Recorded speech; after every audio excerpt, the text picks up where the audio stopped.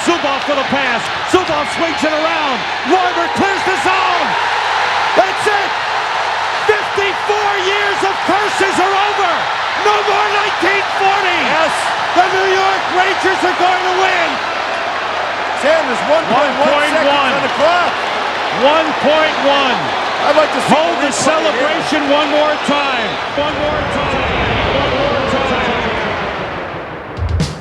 Hold the celebration. In hockey, no one knew how to do that better than the Rangers and their fans. In '79, it was Montreal that took the cup away. 7 years before that, many believe Jean Ratelle was the key to the Stanley Cup. Or rather, his broken ankle was the key to losing it to the Boston Bruins, who forced cringing Ranger fans to watch them with the cup in their garden.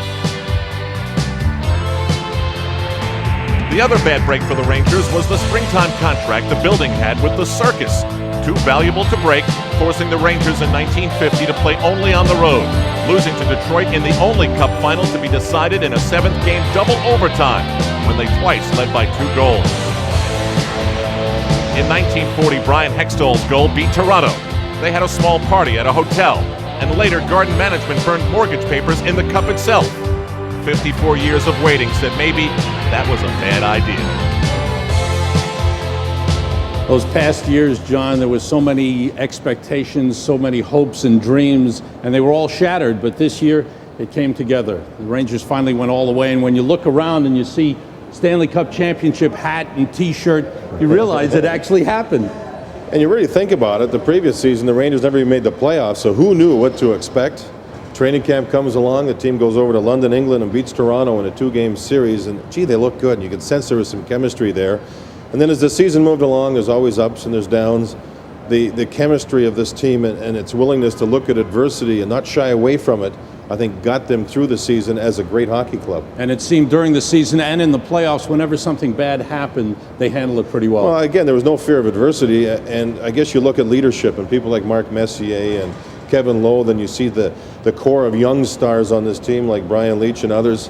You can sense that, gee, there was something special. This team was going to go forward. There was no fear at all with this hockey club. In 1940, the Rangers won with a new coach. In '94, they had another in Mike Keenan. And one of the first things he demanded was a state-of-the-art level of fitness. Keep it moving, keep it moving, keep it moving. By far the best. That's record. It's offside. 4, come on now. Not a bit. Well, here we are in Glens Falls after one day, and conditioning coach Howie Wenger has been doing a great job with our stretching.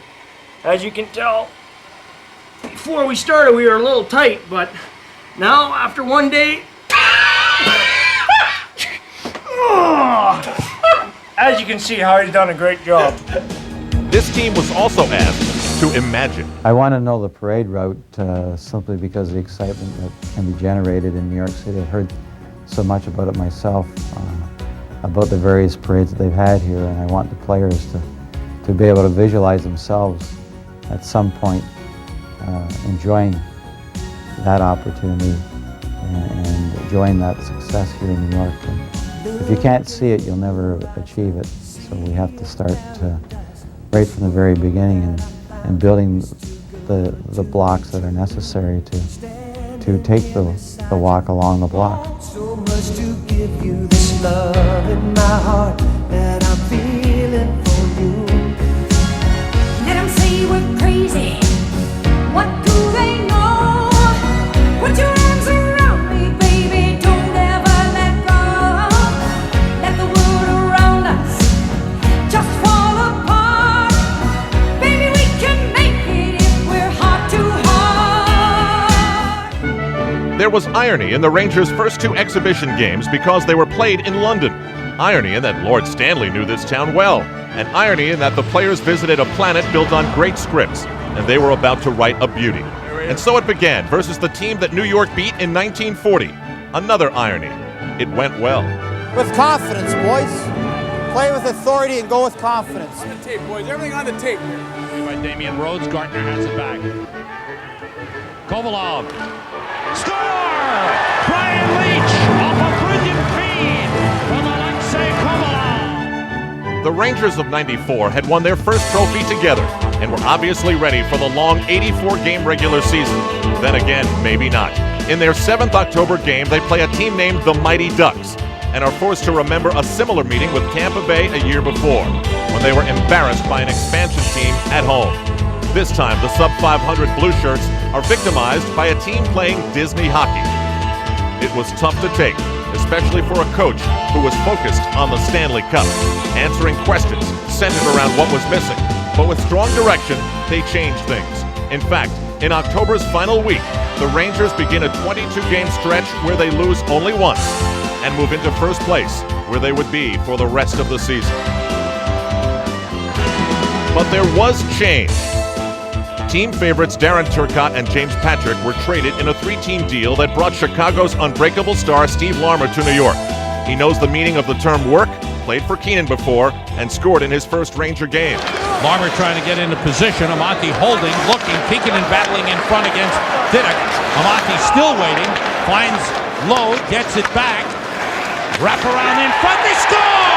Oh, baby. Steve Larmer gets his first goal as a New York Ranger. That was a rather mellow "oh baby," but things take time. There were others when defenseman Jeff Bukaboom ended his holdout. In fact, the coach, the players, the focus, the dream was starting to take shape. Kovalov finding the open man, score! Here's Adam Graves breaking in, short-handed. Adam Graves scores! Here goes Tikkanen, 2-on-1 with Larmer. Back is Bergevin.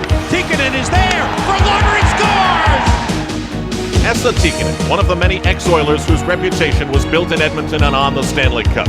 His resume says defensive pest, scores big goals, and keeps the team loose. He can at times be a bit loony, and there's opportunity for that in this town.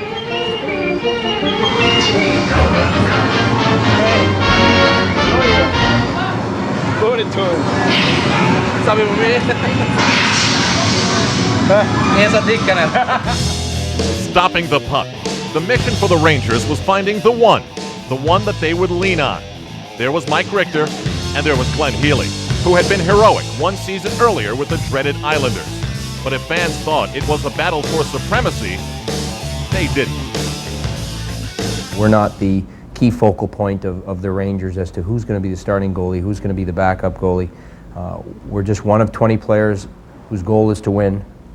1, to make the playoffs, 2, to win the Stanley Cup. If nobody is here and you had the number 1 spot handed to you, if you don't play well with that, they're going to get somebody else. They're going to trade you. So you have to answer to yourself, play as well as you can, and leave it at that. Shot from the point, saved by Richter on Schneider shot. A rebound, a save by Richter, and another one. Here comes Peter White breaking in. White down the middle. White on Richter, and a save made. The rebound, another save. Richter kicked it out. In Mike Keenan's unspoken plan, Richter was getting most of the work, but the plan also included other reminders of teamwork and sacrifice, like skipping practice in Washington to visit the Vietnam Veterans Memorial, which generated thoughts of extreme sacrifice, took the team away from it all, and reminded them of having an overall goal, or stopping a few. Johansson winds up, stopped by Richter. Skates with it, plays it around. He's got a shutout. The Rangers and Mike Richter shut out the Caps 2-0. Leach plays the puck again. Intercepted. McGilly shoots and it's blocked. McGilly again. The save by Richter. Oh, baby. A distinct difference in the confidence and the way Mike Richter is playing the game. Look at his eyes. Look at the focus. When you play game in, game out, it gives you the opportunity to just really feel comfortable in net. You're in a groove. You're ready to go. By the 19th day of December, Mike Richter was clearly the number 1 goaltender. He was about to set a little history. The victim was Ottawa. And a franchise record, 20 games without a loss for Mike Richter. Eerily, he broke the record of Dave Kerr, set in 1940, when the Rangers won the, you know. Christmas time, and the Rangers have a lot to celebrate, including the gifts of Mike Gartner, as he combines skill and longevity in the countdown to 600 goals. Back pass, nobody there. Nemchinov fires for Gartner. The defenseman fell down. Gartner is in. He scores! The 598th career goal for Mike Gartner. Messier, Gartner, and Graves. Gartner scores! Number 599! I would envision it as getting the puck behind our own net and stick handling through 5 guys and then putting the puck between my legs and throwing it up over the goalie's shoulder. That's how I would envision it, but I'm sure it's probably going to be a tip-in off the side of my stick or a rebound goal or something like that. 2-on-1 developing. Kovalov looking for Gartner.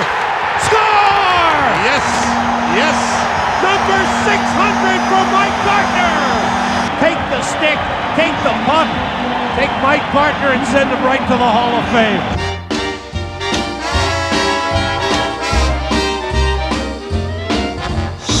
Chicago, Chicago. For Mike Keenan, a January return to the Windy City meant talking about a fractured personal life and bitter Blackhawk memories. For Steve Larmer, it meant coming back to what was home for so long, and doing so with a fractured finger that would keep an average player out 3 weeks. So much for being average. I've been fortunate throughout my whole career not to have any major setbacks, and I think the frustrating thing about this is it's been a finger, and my legs and everything else still works, so we're going to try and get through it and play through it. 18,472 on their feet at Chicago Stadium. Larmer goes towards Belfour. He scores! Oh, baby! A great moment, another Ranger win. On the third weekend of 1994, the league's best players came to Madison Square Garden for the first time in 20 years. The team had 4 representatives: Brian Leetch, Richter, Mark Messier, and Adam Graves. The mayor, Rudolph Giuliani, a very big fan, was there, and so was honorary captain and Ranger Hall of Famer Rod Gilbert. The star of stars was Mike Richter, who made the big saves, starred in the headlines, and drove away in a new truck.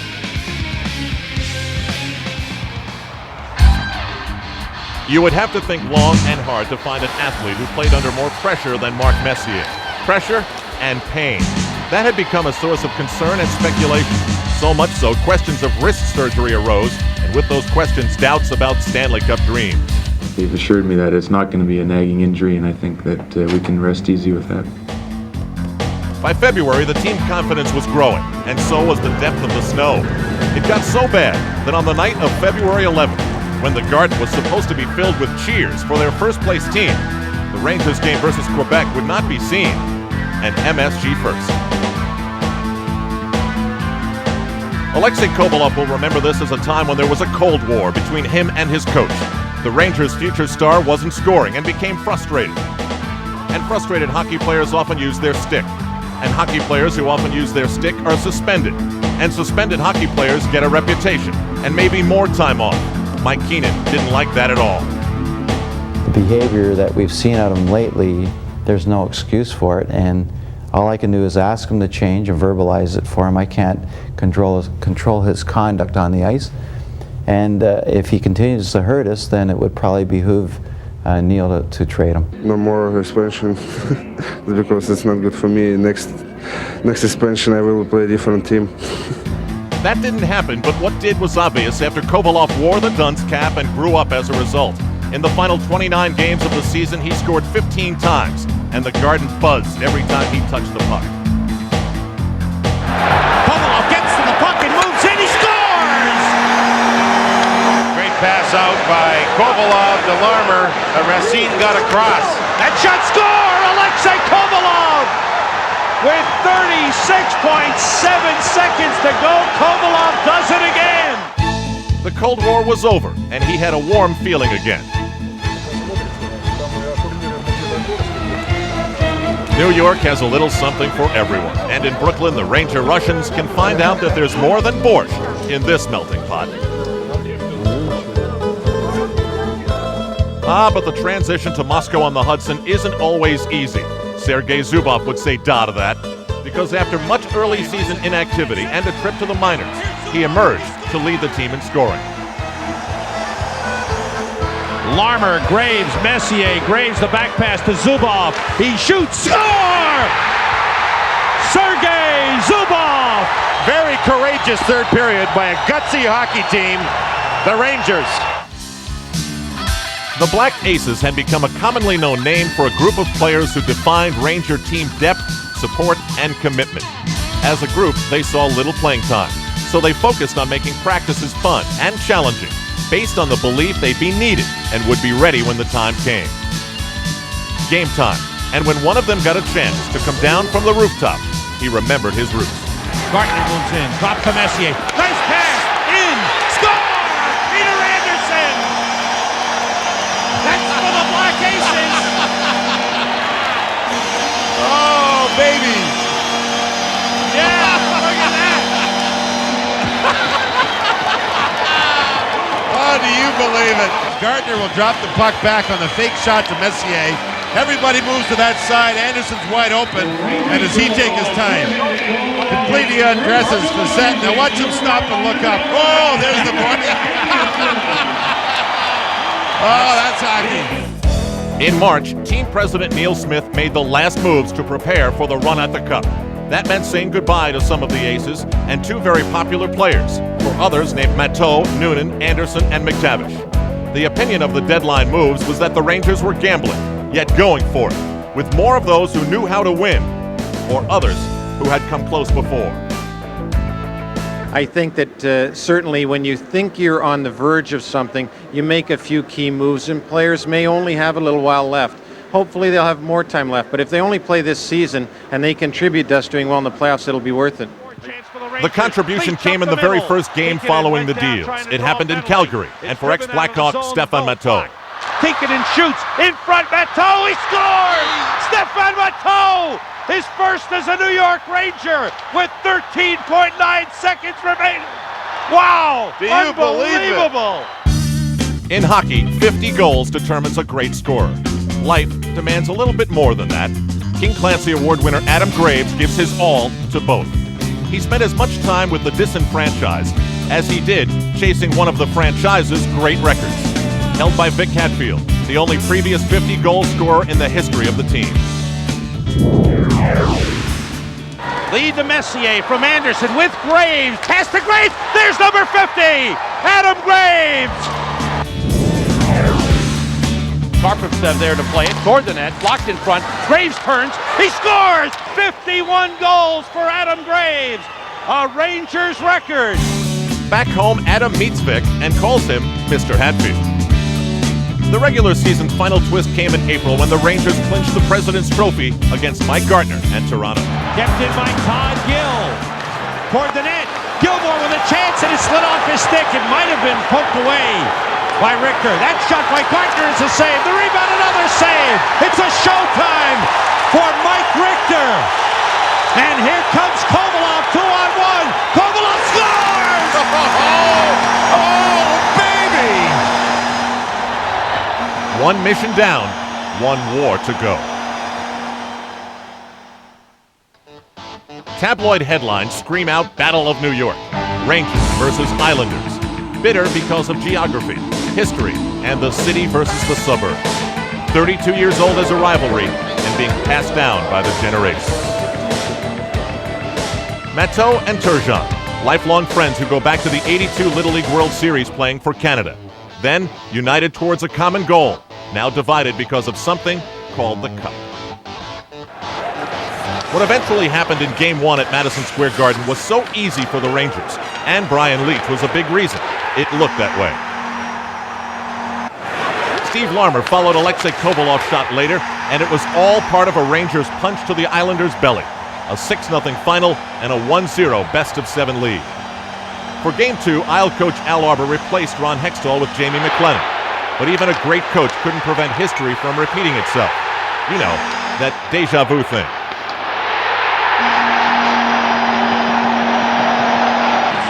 The Rangers off the bench to congratulate Mike Richter.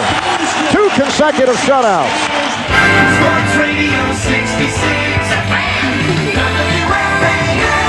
in every single phase of the game. You see, as an Icelander fan, it's hard for you to admit that the New York Rangers are better than your Icelander team. There used to be a strong rivalry, but no more. From the fan to the fans at the Nassau Coliseum, where the appropriate chanting is renewed. Never change, never, never. Oh, back to Delgado. Save Richter, the rebound. Saved by Leach. Ferraro breaks in. Saved by Richter. He did it again. Ferraro turns, he shoots. Save Richter, rebound, save Richter. And a block by Kevin Lowe in the crease.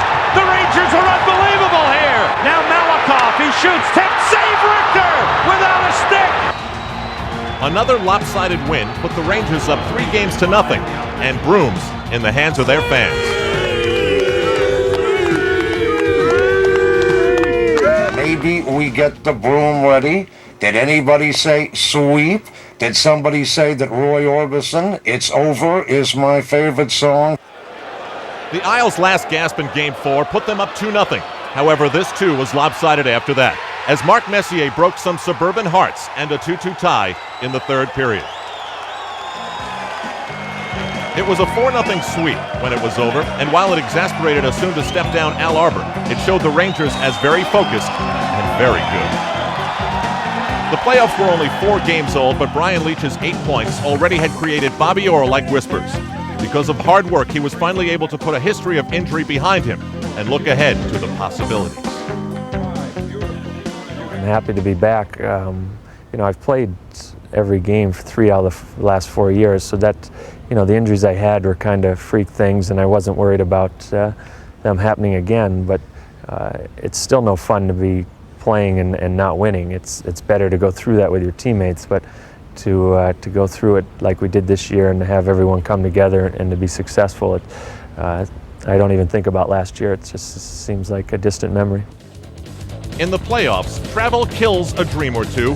In the second round versus Washington, that part was easy again, as for the first time in a long time, the Rangers were still playing as the circus was wrapping up, the same circus that for years made the team playoff vagabonds.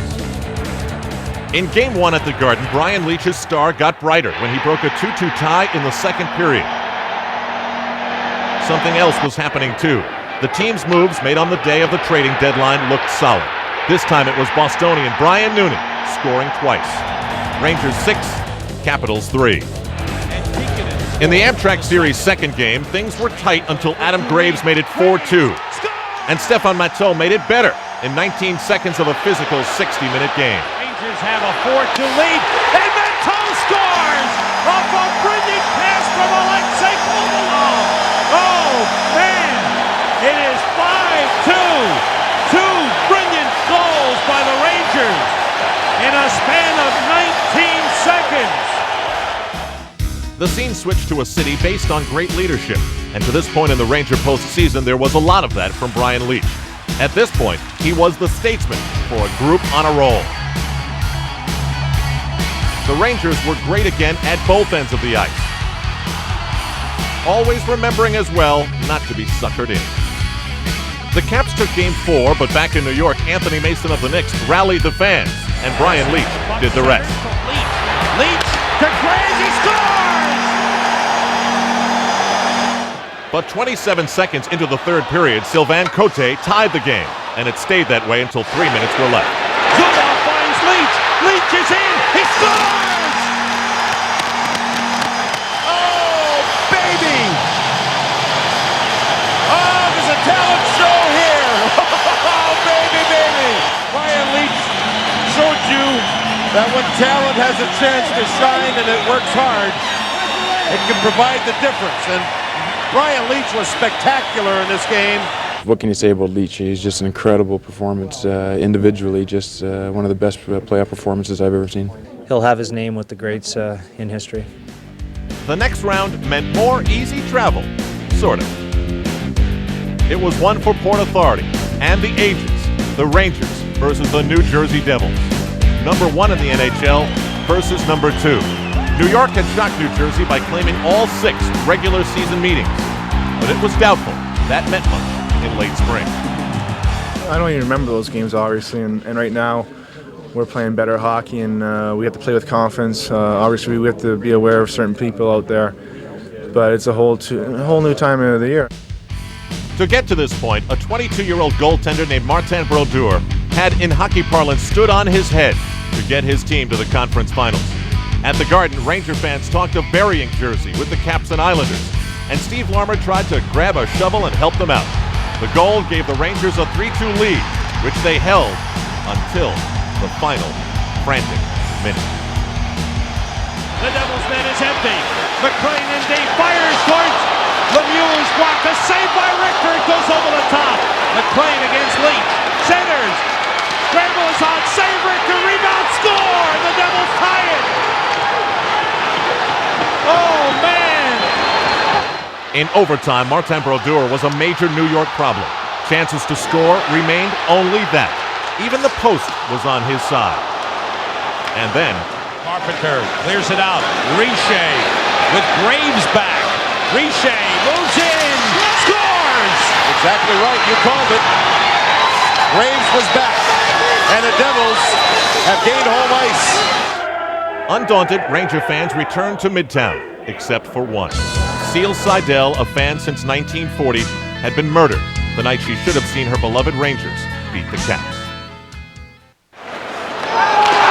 The pace of the Rangers in Game 2 was angry in terms of hitting, and it was all designed to get past Martin Brodeur.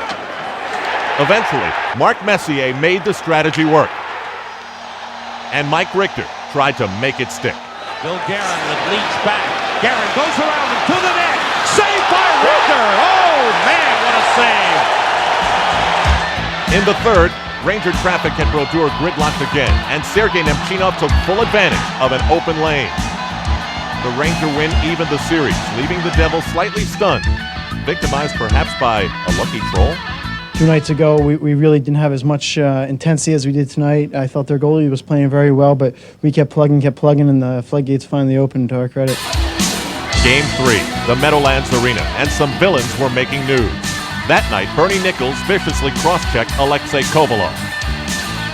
Anger was growing, but so was the last-second tension of the series. This was the second overtime. Kovalev in deep shoots, and Brodeur's got it. The rebound in front. Matteau scores! That's a winner! That is a winner for Stefan Matteau! And the New York Rangers in double overtime. And the Rangers win it 3-2. The Rangers led, but scowled on the bruises left behind. He had deliberately tried to injure Alex Kovalev. When Alex was defenseless on his hands and knees, he delivered a very serious cross-check to his neck. And I hope that Mr. Bettman and Mr. Burke review it and suspend him. In Game 4, Bernie Nichols was suspended, but the Devils rallied behind Bill Guerin. It turned out to be the bleakest moment of the Rangers under Mike Keenan, as he replaced Mike Richter with Glenn Healy and sat Brian Leach and Mark Messier for long stretches of the game. The Devils were even, but the Rangers were down, as Keenan cited injuries for the moves he made. Was it first aid, or was it damage control? At practice the next day, the players in question looked fine, and said so with humor in the face of team grumbling. Well, we're thinking about bringing the MASH unit in this morning there and see if there's anybody that could replace us for tonight's game, but, you know, all speculation, not true. Oh yeah, I'll be out there. I don't have serious injuries. I just think it's a lot of talk over nothing, really. On the night of Game 5, the huge tribe of media members had a lot to chew on, especially since the official game note cited no injuries to report. In the game, as if to confirm a problem, the Rangers looked flat and beatable. And in the end, they were, suddenly facing elimination, and doing so without Jeff Bukaboom, who would be suspended for this hit on Stéphane Richer. Then, Mark Messier said the magic word. And I'm guaranteeing everybody here, next year we're going to win it again. We will win the ball game. And you can put it in 3-inch headlines. We will win the ball game. So enjoy yourself and be among those who dare to dare.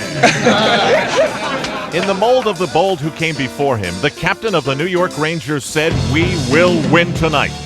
But for all the talk, his team in New Jersey looked distracted again and absorbed quite a beating and trailed 2-0. The Rangers' dream season appeared to be a bus on the road to summer.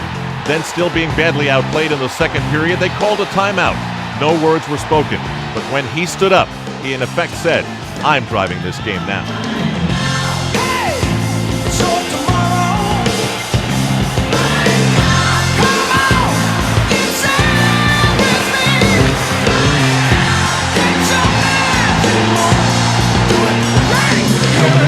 Comes to the slot feed. Messier backhands. He scores! Messier has tied it at 2. Kovalev's got it. Raw size Fleet moving to the New Jersey line. Drops it for Kovalev. Left circle. Slap shot. Save. Rebound. Score! Messier! Messier! Off the draw. Lister winds it around. Not out. Messier gets it back. Shoots it all the way down and scores! Messier hits the open net. That's the hat trick for Captain Mark Messier. People who do that, like Muhammad Ali, they're winners, and you know, you can't say enough. There can be books written about people like him. It was a bold statement. I'm glad he was able to pull it out. And, you know, the thing that I admired about it is that, you know, he's the one that, you know, he did everything that he had to do to win. You know, scored 3 goals and assists on 1. There's a new religion in town. Some people think the Messiah has come. Others think the Messiah is coming. But we know the Messiah is here, leading us to the promised land. Mark, as you think back to Game 6 and what went into that victory, was there a need for you to stand up and take control of the team going into that game? Well, Sam, I think one of the things that we really did well all year was at some point early in the year we seemed to really instill a lot of confidence in our team, and we basically played first place from October to the end of the season in first place, and one of the reasons we were able to do that is because we were a very confident team. And through the playoffs, when fatigue becomes a factor and you get tired and injured and you go on and the season gets long, sometimes your confidence can waver. And I really felt at that particular time, when New Jersey was playing as well as they were, and they were putting up a tremendous fight against us, that our confidence started to waver. And there always seems to be a point in every playoff series or every playoff year that it becomes a point where you say to yourself, have we had enough? Is this as far as we can go? Can we win? And I really felt that we were good enough to win the Stanley Cup, and I was positive we were good enough to win the series against Jersey. And I just basically really wanted my teammates to know that I really felt that, and for no other reason did I say that we were able to go, where we were capable of going into New Jersey and winning the 6th game. A Garden Game 7 for the right to play for the Stanley Cup. The early hero, Brian Leetch again, with one of the great goals in Stanley Cup history.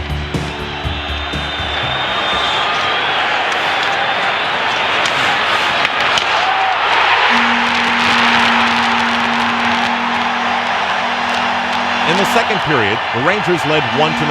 The Garden was joyous, but guarded, because any attempt to build on that lead was thwarted.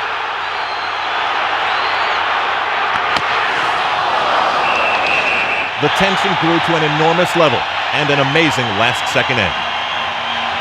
Back behind the net, driven around by Bukaboom. Driver blocks it, Larmer's on him. Richer centers, stopped by Richter. The Devils score! They have tied it! The Devils have tied it with 7.7 seconds to go! Overtime, and dealing with the curse. Here's a 2-on-1 for the Devils, McKay and Holik. McKay for Holik, and it's chipped out and saved by Richter. Alvaline's got it. McTavish knocked it down. Noonan shoots, save! Where's the rebound? Brodeur's got it. Kovalov toward the net, save, rebound, save Brodeur! Cross the line, Bruce Driver, pass back, Richer shoots, save, Richter, rebound! Where's the puck? It's in the corner, Noonan's got it. Fetisov for the Devils plays it cross ice into the far corner. Matteau swoops in to intercept. Matteau behind the net, swings it in front, he scores! Matteau! Matteau! Matteau! Stefan Matteau! And the Rangers have one more hill to climb, baby! But it's Mount Vancouver! The Rangers are headed to the final! It was made of leadership and Mylanta, a Wales Conference trophy, a trip to the finals, and a new New York hero. My little nephew at the beginning of the year told me that I was going to be traded to New York. I never believed him. But when the trade that happened, I gave him a call. He's like 8 years old, and it's the best feeling, you know, when they trade me to New York and you have had a chance to win the Stanley Cup, and now it's so close.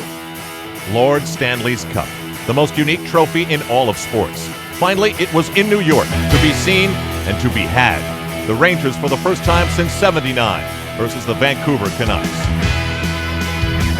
Engraved on the chalice were 2 years that for both cities were much too long ago. Springtime was becoming summertime in New York, and some fans took time off for patient behavior. Is school today? Hey? No school today? Oh, we got out of it for this. Did you? We were kids. We used to go to school 7 days a week. Walked up. The Canucks came to town with a come-from-behind survivor's trademark. Feisty coach Pat Quinn also had some baggage to carry into the series. Bad blood in New York's only visit during the regular season to the Pacific Northwest. The Canucks' big star is Pavel Bure, who scored the Game 7 overtime winner to beat Calgary, one of 4 times they've won in overtime. And so, it began, even though we couldn't hear a thing amidst the laser beams and dreams.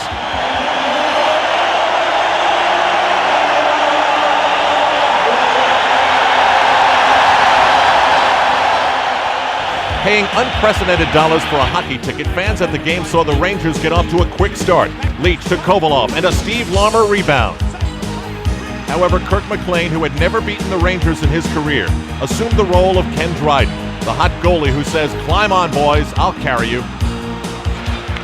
Lume stopped at the line by Messier, who breaks down on Kirk McLean. Messier in the net, save McLean, rebound cleared away from Adam Graves by McLean. And remember that save, actually 2 of them.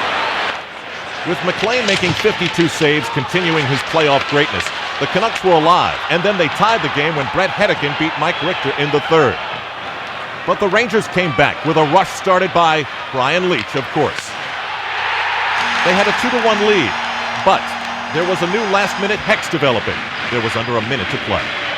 Lamesso on the board, centers for Ronning, hopped over his stick. Ronning turns and shoots, save, Richter, he's got it. Goal, scored! It's a goal. It went in. We're tied I at 2. thought he had it. Carol Alt was one of those who said, "Okay, we're going to overtime again." Tikkanen comes out in front, he shoots, save McLean, rebound, another save. Larmer leaves it for Tikkanen for the shot, save, rebound, a save, rebound, another save. McLean will not allow that puck to get by him. Canucks win this, it'll be like Jesse James was in town. The Rangers have totally dominated. McLean has been sensational. Tikkanen waiting to make a play, finds Leach, Leach shoots, hit the post, he hit the post. Bure with a steal, Bure with a lead for Ronning. Ronning's got Adams, Adams shoots, scores, Vancouver wins. Sometimes you wonder where Justice is, but I will say Justice is in a good performance by our goaltender. He gave us an opportunity to win a hockey game that perhaps we shouldn't have. The best thing is to get opportunities and to put it at the net, and eventually, you know, you hope you get a rebound and maybe a fluke goal, because when he's playing that hot, you know, they're not always pretty. So you just keep throwing it at the net. Most definitely, we have to come up with a better effort, or we can't expect to win games like that for the rest of the series. All right, guys. See you later. For Game 2, the Rangers tested their depth by inserting a 10-year Canuck veteran, Doug Lidster, who for much of the season was one of the Black Aces, hadn't played in weeks on the outs. Suddenly, there he was, a playoff star in the Stanley Cup Finals. Lidster's goal gave the Rangers a 1-0 lead, but it was becoming clear Vancouver was in the finals for a reason. Sergio Momesso tied the game 8 minutes later. After that, all they heard was a beautiful sound to Mike Richter's ears. Meanwhile, the Rangers were trying everything to beat Kirk McLean. Charging the net led to success when Messier found Glenn Anderson trailing the play.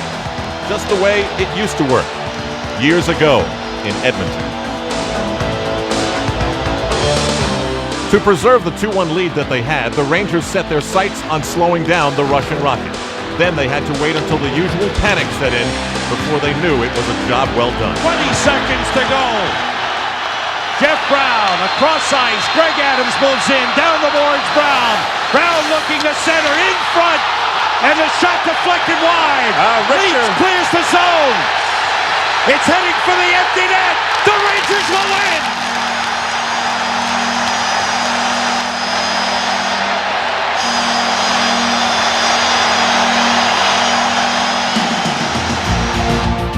Out of the Eastern time zone for the first time in 2 months, the Rangers land in the middle of a Canuck frenzy and in Vancouver, where Lord Stanley overlooks the city.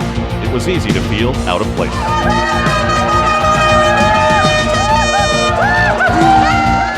Sergei Zubov went west with a bad shoulder. For New York, that meant overcoming yet another thing. For him, it meant watching Game 3 and a series that was getting very serious.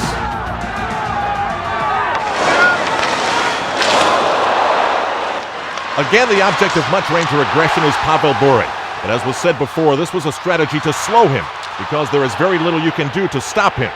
Game 3 was a minute old. Finds Bure on a breakaway. Scores!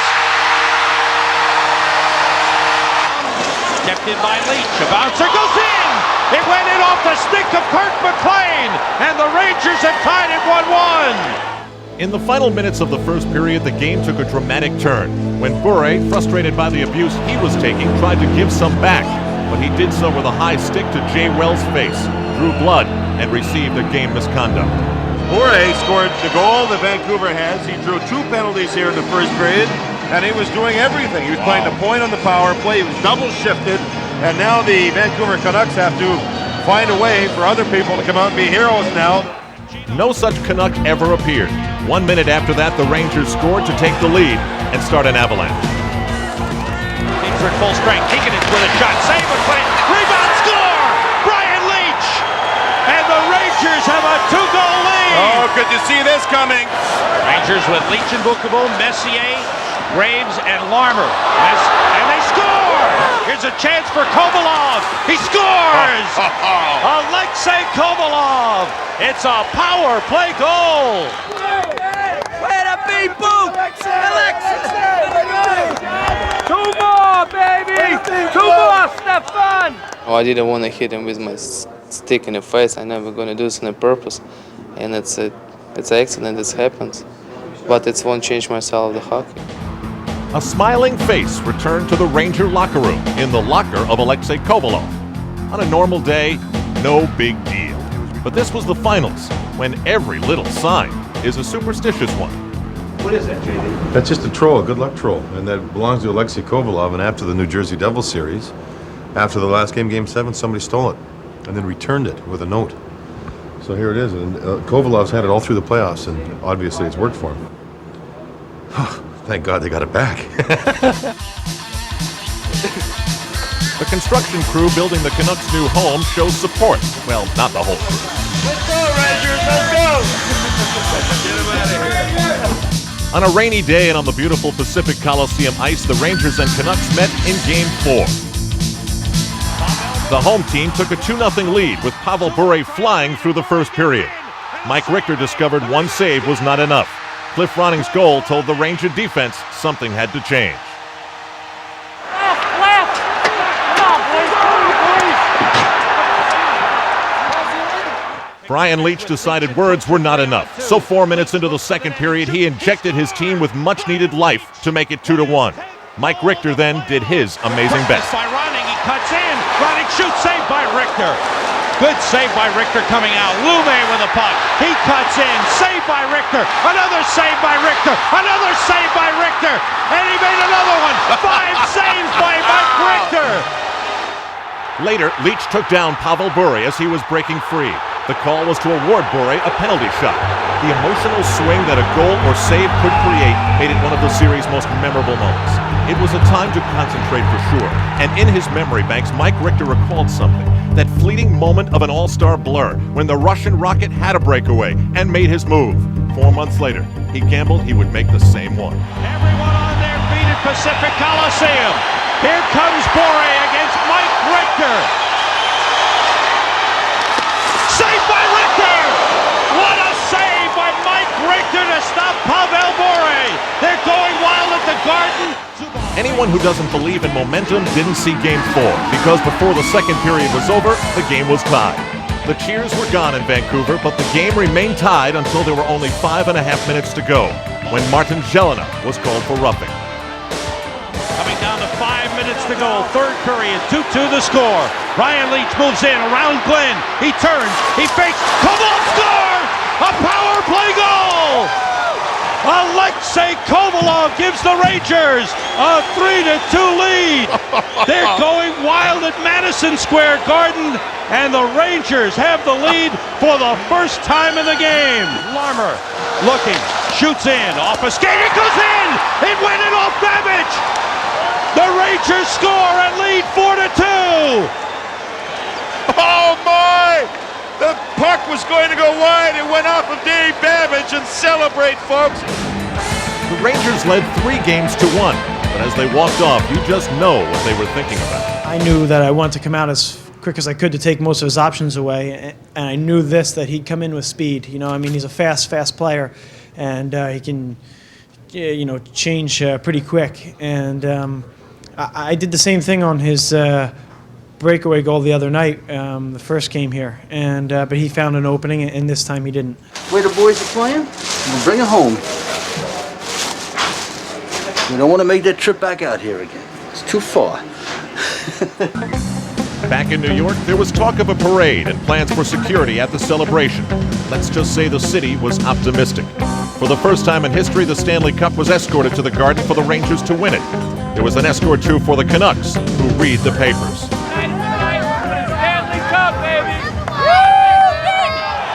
The anticipation created a level of noise that caused the fifth floor of the Garden to bounce, and it even got louder when it appeared Esa Tikkanen had given his team the lead. But a whistle blew. Offsides. No goal. 3 Rangers near the blue line. There's the puck. There's the puck. There's the puck. That is not offside. You're right. The puck's still on the line. The linesman blew the call. That should have been a Ranger goal. It got worse when on the continuation of that same play, Sergio Momesso met with Brian Leach. Resulting penalties to Jeff Bukaboom for retaliating took him out of the game. The events uplifted Vancouver. They scored 26 seconds into the third period and went up 3-0 2 minutes later. It was agony for those familiar with that emotion. But then for 6 glorious minutes, the game answered the anticipation, buoyed by a Doug Lidster goal that started something for the Rangers. That's all with the puck looking toward the net. It hit a stick, the rebound, score! Steve Larmer!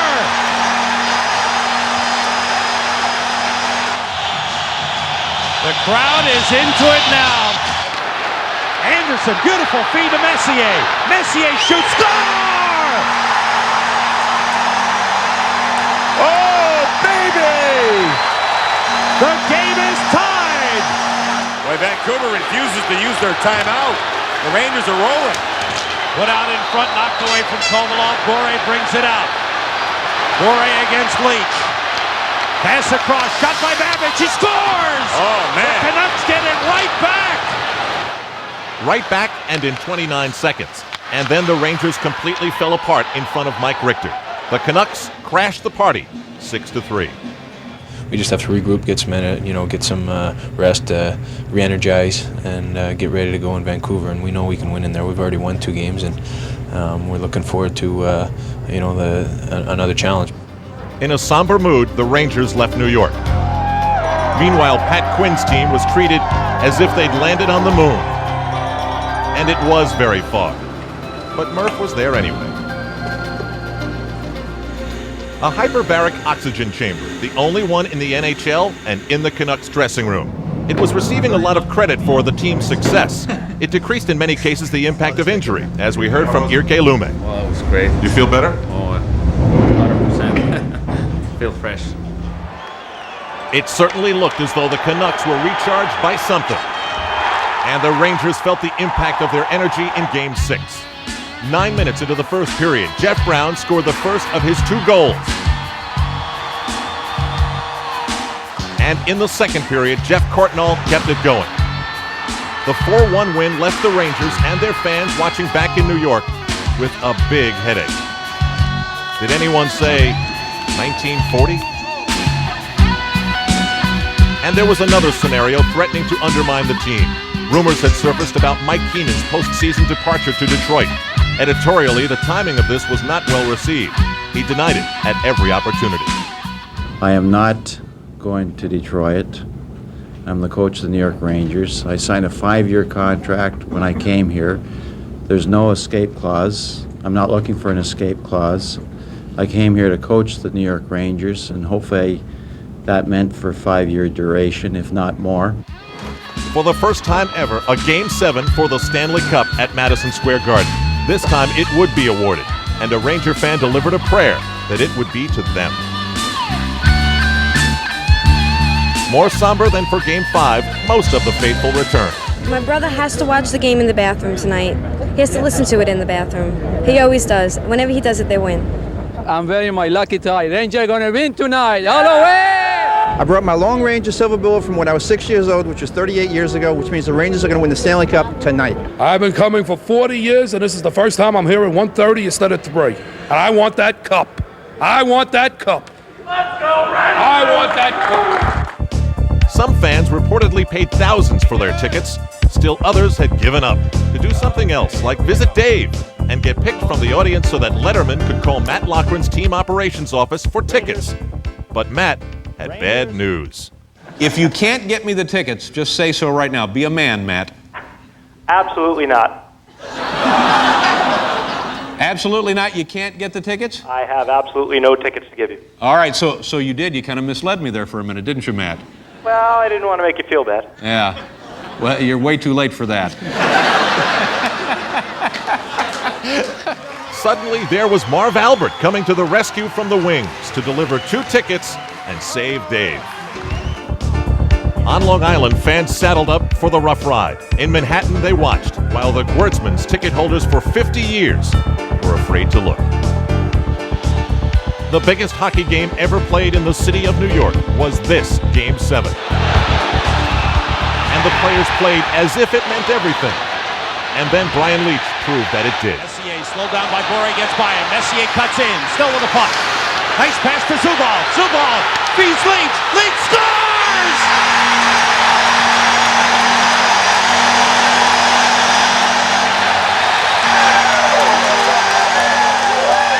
Here's Sergei Zubov stick handling up to the Vancouver line. A lead for Kovalev. Sets up Trace, walks and shoots. He scores! It is a power play goal by Adam Graves. His first goal of this series. And the Rangers with a 2-0 lead on the Vancouver Canucks. The pace of the game never let up, and Pavel Bure circled, swirled, raced, and pulled out all of his tricks. A few hearts were skipping beats, but the lead was safe.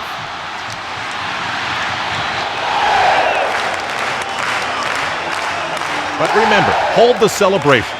5 minutes into the second period, Trevor Linden, the huge Canuck captain, scored. It was a 1-goal game until the other captain offered an appropriate response. Zubov and Leetch. Noonan turns, puts it in front, missed by Graves. Noonan's backhander save, and they score! Messier! It's a power play goal! A rare Ranger vintage was on ice. Unthinkable caps ready to be worn, as the best team in hockey headed towards a third period to prove it. A 2-goal lead seemed comfortable, but 5 minutes into the dream, Trevor Linden removed the comfort zone, and the Canucks began the barrage.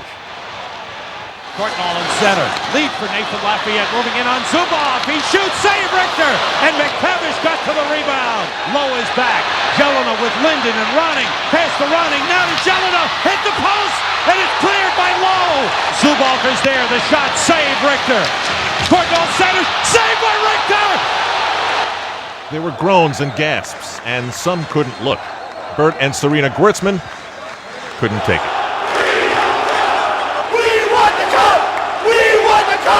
Into the corner it goes. Courtnall hits Zubov for the pass. Zubov swings it around. Roiber clears the zone. That's it. 54 years of curses are over. No more 1940. Yes. The New York Rangers are going to win. Sam, there's 1.1 seconds on the clock. 1.1. I'd like to hold the celebration one more time. Stop! stop the clock with 1 second. 1.1? No way. Here it is. The waiting is over. The New York Rangers are the Stanley Cup champions. And this one will last a lifetime. No more curses. This is unbelievable. These people have waited a long time. Fans, players, coaches. Unbelievable. Let the celebration begin. 1940.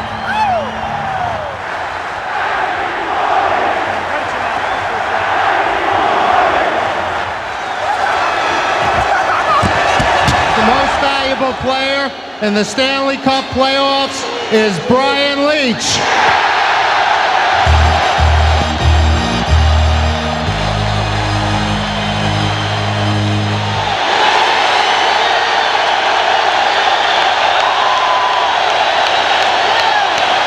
Ladies and gentlemen, hang on. The Stanley Cup. Captain Mark Messier, come get the Stanley Cup.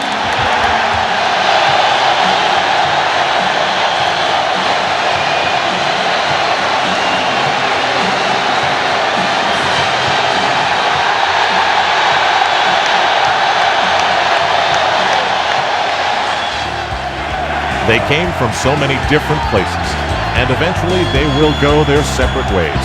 But for 10 months, the 1994 New York Rangers united for this very moment.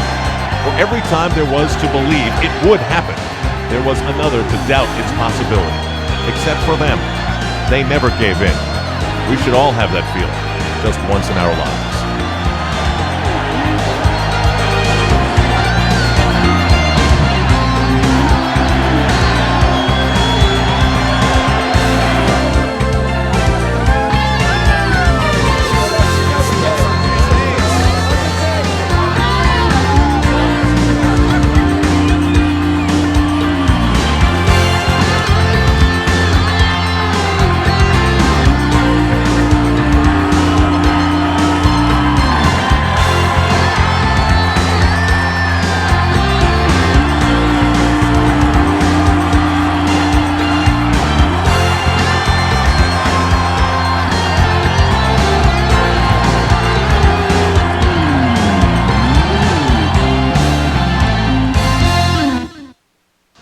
There was a lady that was a very, very big Ranger fan that unfortunately passed away about 6 weeks ago. Her name is Cecile Seidel, and I think a lot of people read about that. And it was an unfortunate situation in which she passed away. And I think, who knows, maybe she was the one that grabbed the ghost up in the rafters and kicked it right out of MSG. But whatever the case, bottom line is that, excuse me, Ranger fans and people of New York will never, ever, ever have to hear 1940 ever again. Thank you.